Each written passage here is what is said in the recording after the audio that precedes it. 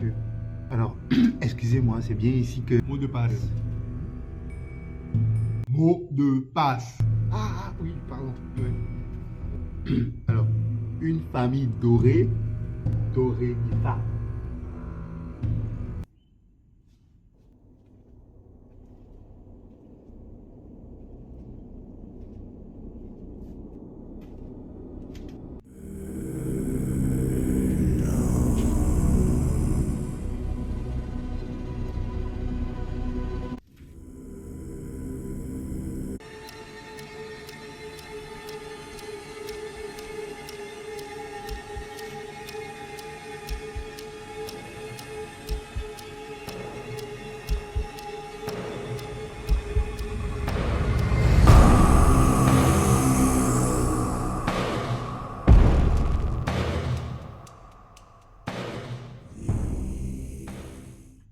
Est-ce que c'est bien ici qu'on peut consulter le phare? Oui, exactement. Ici, tu peux consulter le phare. Bon, alors, tout d'abord, il y a un truc que je veux savoir. Est-ce que si je paye un peu plus, après avoir consulté le phare, je pourrais aussi voir Maître Gims et Masca? Pardon? Cache mes pouvoirs comme Clark Kent.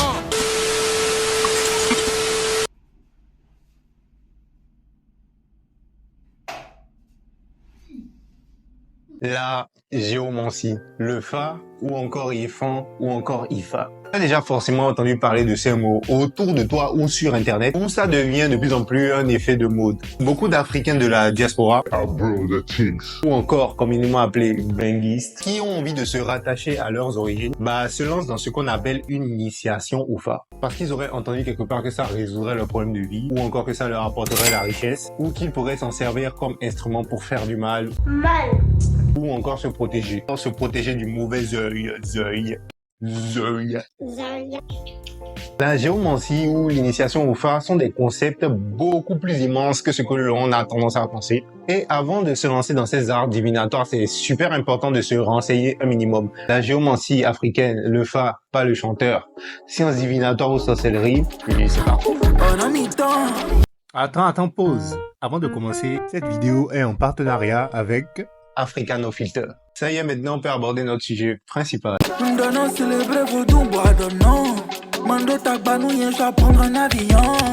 love you home, you give me hope. I love you so much, I don't think you even know. C'est parti, je ne veux pas d'imposture. Promotion de la culture, ça devient une habitude. Dans la ville, c'est nous, on mange à fini, c'est nous, on danse le... Dans la géomancie, selon plusieurs chercheurs et plusieurs historiens, serait une science ou un art divinatoire qui daterait de plus de 4000 ans avant l'ère chrétienne. C'est-à-dire que 4000 ans avant Jésus-Christ, la civilisation la plus ancienne de l'histoire de l'homme est celle de la civilisation chinoise. Et d'aussi loin qu'on remonte leur histoire, la géomancie était pratiquée sous la forme de vikings. Et on la retrouve également en Égypte antique. Jésus, quand il est né, avant qu'il crie, 4000 ans avant, autant T0, quand Jésus est né, autant T égale à moins 4000, la géomancie. C'est-à-dire que before... Oh, on a compris là! Alors, pour mieux comprendre l'origine de cet art divinatoire, laissez-moi vous raconter une petite histoire rigolote. Un petit conte d'enfant, juste comme ça. Dans l'Égypte antique, Osiris régnait sur tout le royaume avec sa femme Isis. Mais Seth, le frère d'Osiris, jaloux de lui et de son trône, va comploter contre lui, le trahir et l'assassiner. Mon frère, aide-moi.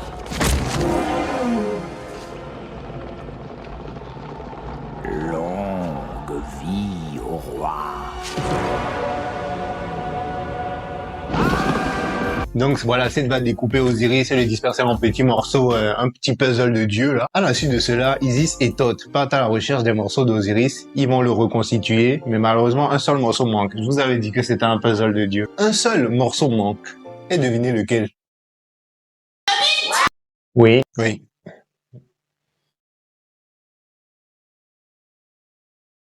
Ah bah, d'après la légende, c'est un poisson qui l'aurait bouffé.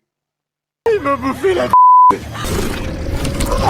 Alors, rien de grave. Osiris, c'est quand même un dieu. Écoute, c'est pas un drame. Je connais bien un humain qui a perdu sa queue très jeune. Ça l'a pas empêché de devenir l'homme le plus fort de l'univers. Bref, du coup, tu as Isis qui reconstitue le bonhomme.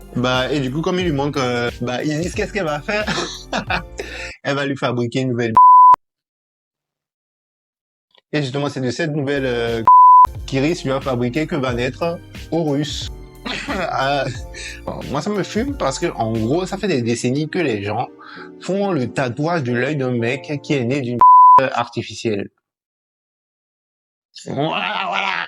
Alors, Osiris, tout d'un coup reconstitué, ne va pas reprendre son trône tout de suite. Alors non, lui, il en a fini avec les couilles et il décide de rester au royaume des morts dans l'au-delà. Bon, alors personnellement, je sais pas pourquoi il a fait ça. On te ramène, on te reconstitue et tu repars dans l'au-delà. Je sais pas. Il a dû perdre sûrement confiance en lui, il n'était plus trop sûr de lui. Le doute l'habite. Alors, du coup, puisque Osiris, lui, il est retourné au royaume des morts, Horus décide de récupérer le trône de son père. Donc, il ira affronter son oncle Seth dans une bataille infernale pour récupérer le trône. Alors, dans la bataille, qu'est-ce qui va se passer? Ils vont chacun perdre un de leurs membres. Seth va arracher l'œil d'Horus.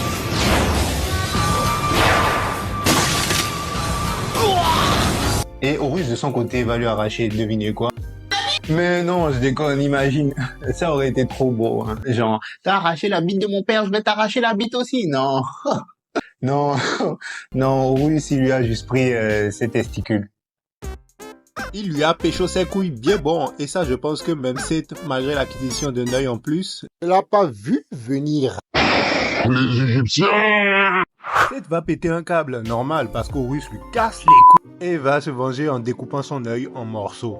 Et les différents morceaux de l'œil d'Horus, il les a dispersés dans le Nil. Et c'est là que notre cher Thoth, oui, encore lui, notre sauveur, toujours au rebond, notre ramasseur de balles. Bah, il arrive, récupère l'œil d'Horus, va recoller les morceaux, oui, encore une fois, et il va encore manquer un morceau, bien évidemment. Et que c'est comme ça que cet œil qu'a reconstitué Thoth. Thoth, le dieu de la sagesse, de la connaissance à reconstituer, va devenir le nouvel œil d'Horus. Et le morceau qui manquait justement, Thoth l'a remplacé.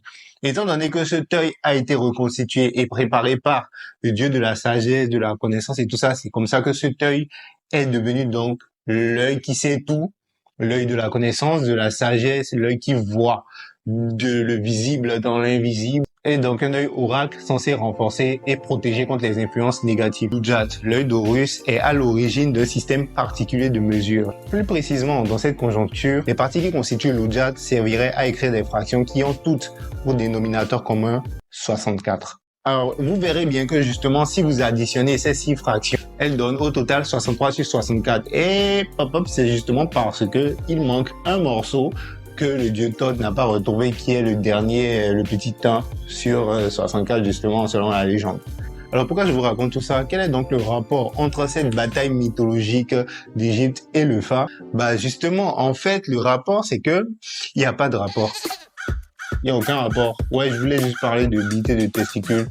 C'est tout de suite un peu plus marrant, non? Bien sûr, je déconne. En fait, je voulais qu'on vienne à l'œil parce que c'est de ça qu'il s'agit. Le rapport est justement que c'est de ce œil qui voit l'invisible, l'œil de la sagesse, de la connaissance, qui protège l'oracle en gros. Et ben c'est de ce œil que va découler, grâce à ses fractions mathématiques et sa dimension spirituelle, les principes géomantiques.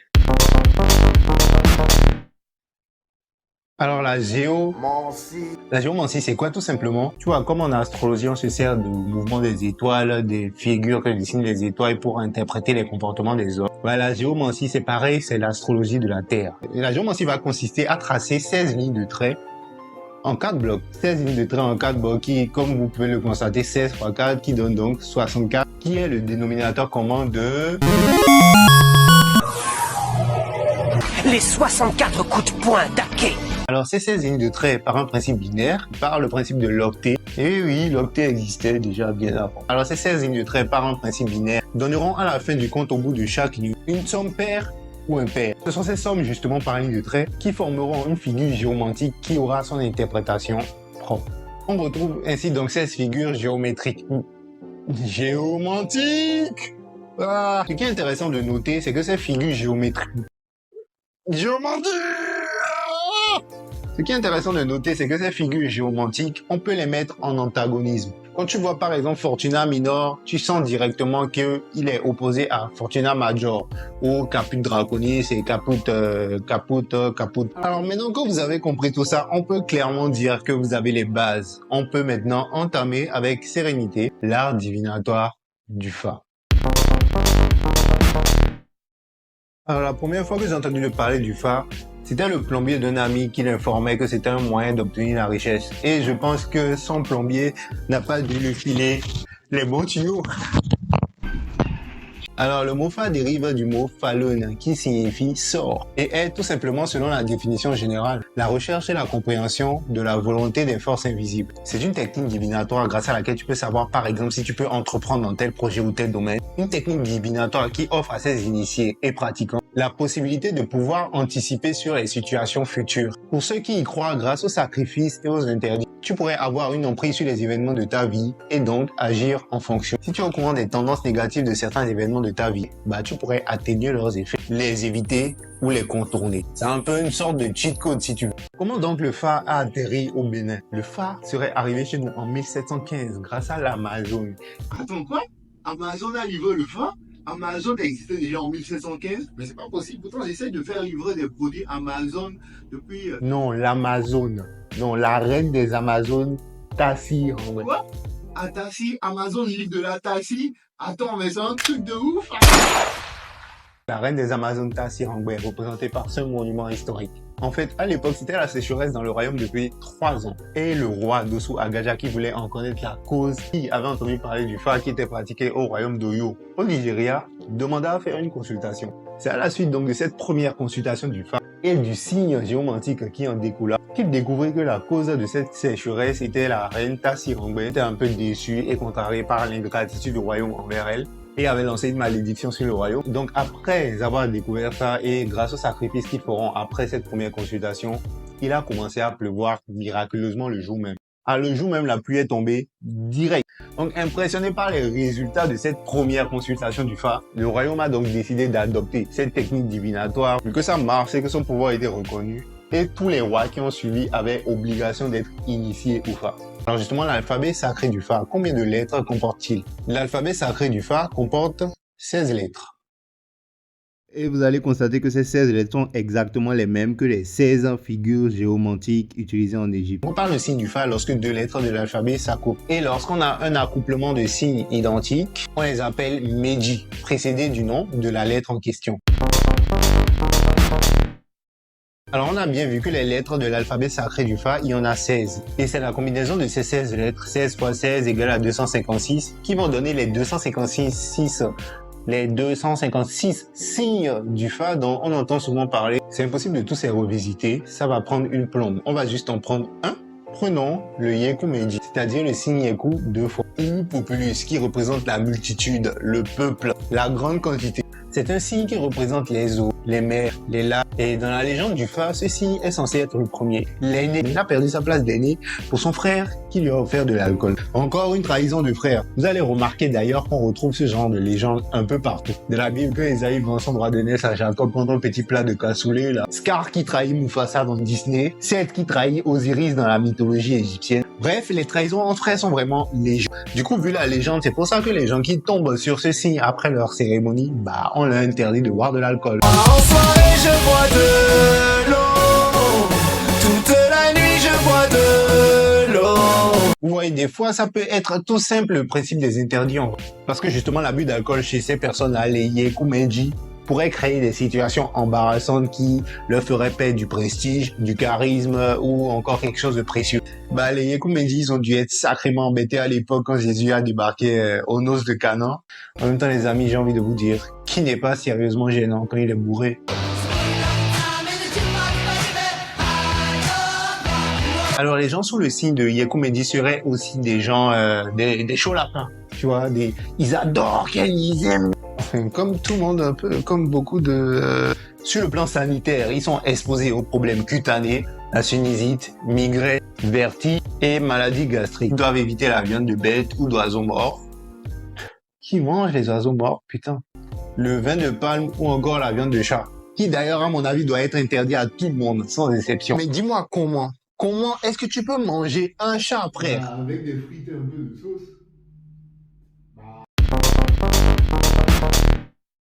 Voilà, sur ce sujet, ce sera tout. Je pense qu'on a à peu près brossé le truc. Je ne voudrais pas aller plus loin sur les cérémonies, l'initiation au phare, la consultation du phare. Déjà parce que de 1, je suis toujours sur le territoire béninois et que je ne suis absolument pas suicidaire. Et de 2, je ne suis pas un prêtre phare. Je n'ai ni la formation, ni les connaissances approfondies. Ce que je vous expose relève de mes propres recherches sur Internet, vers les personnes ressources et de ma propre expérience lors de mon initiation au phare il y a quelques années. Oui, l'information c'est important et je trouve que ne pas l'explorer lorsqu'elle est à portée de main est une grosse bêtise. On est encore l'une des rares cultures au monde à pratiquer cette science de façon très précise. C'est donc une richesse de l'Afrique, un trésor, un cadeau. Bon, pas gratos justement. Ça coûte quelques thunes et c'est d'ailleurs pour ça qu'il y a beaucoup d'arnaqueurs qui profitent des gens qui ne savent pas. Comme ceux qui proposent des portefeuilles magiques dans les commentaires Facebook. D'ailleurs, j'ai testé les portefeuilles magiques et je peux vous dire que franchement, c'est top. C'est-à-dire que c'est tellement magique que dès que je mets mon argent dedans, il disparaît à une de ses vitesses. La magie du truc.